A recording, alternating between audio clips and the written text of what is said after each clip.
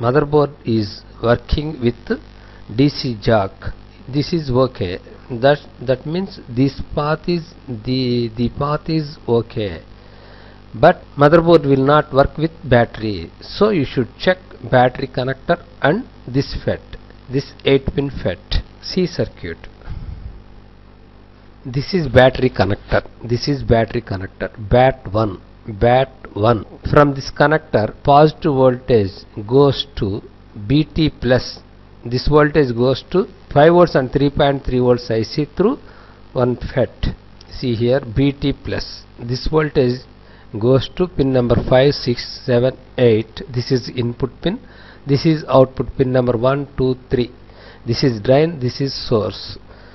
This voltage goes to from this point to 5 volts and 3.3 volts IC.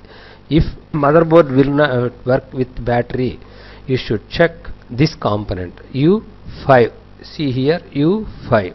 U5. This is U5. This is battery path. This is adapter path. If it is faulty, motherboard will not work with adapter. If it is faulty, motherboard will not work with battery. If circuit is not available, this is battery connector. One side positive, one side negative. This battery connector, generally one side positive, one side negative. First you should check from this pin to ground or this pin to ground. If it is short with negative point, this is negative.